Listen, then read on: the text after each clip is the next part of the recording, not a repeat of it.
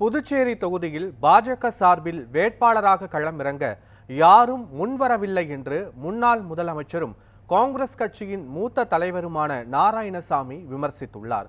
புதுச்சேரியில் அவர் தெரிவித்த கருத்துக்களை மகாயுத்தம் மேடை பகுதியில் காணலாம்.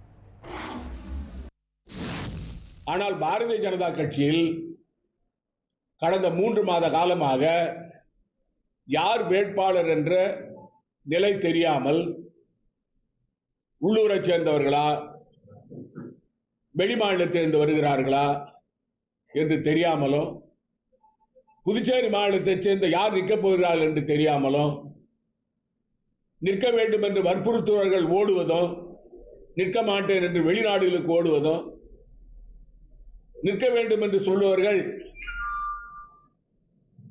சுயேட்சை உறுப்பினர்களா நிற்க வேண்டும் கேட்கிறாங்க. ஆனால் பாரதிய ஜனதா கட்சியினுடைய பொறுப்பாளர்கள் 50 கோடி ரூபாய் கொடுத்தால் உங்களுக்கு இந்த பாராளுமன்ற உறுப்பினருடைய இடம் கொடுக்கப்படும் என்று பகிரங்கமாக பேரம் பேசுகிறார்கள்.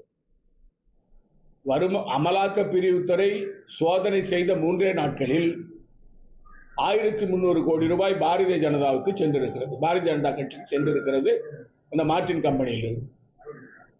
அதே போல மகாராஷ்டிரா மாநிலத்தைச் சேர்ந்த ஒரு கம்பெனி,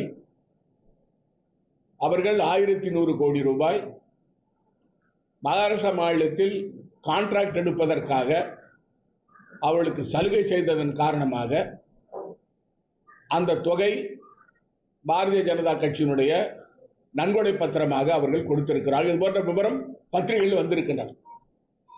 நிறைய கம்பெனிகள் கொடுத்திருக்கின்றன. பாரதிய ஜனதா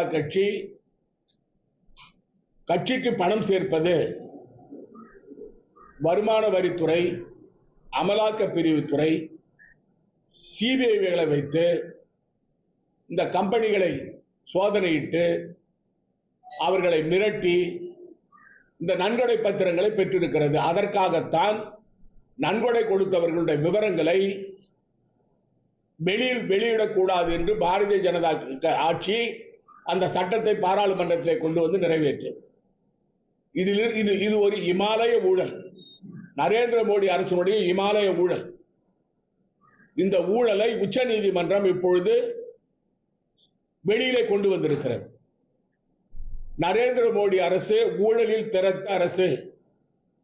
இந்த பணத்தை வைத்து தேர்தலுக்காகவும், மாற்றுக் கட்சி சட்டமன்ற உறுப்பினரை விலைக்கு வாங்குவதற்காகவும், மாற்று ஆட்சி நடக்கும் மாநிலங்களில் அந்த ஆட்சிகளை கவிழ்ப்பதற்காகவும் பாரதிய ஜனதா கட்சி இந்த பணத்தை பயன்படுத்துகிறது. இது ஒரு விஞ்ஞான ஊழல், பாரதிய ஜனதா கட்சியுடைய விஞ்ஞான ஊழல்.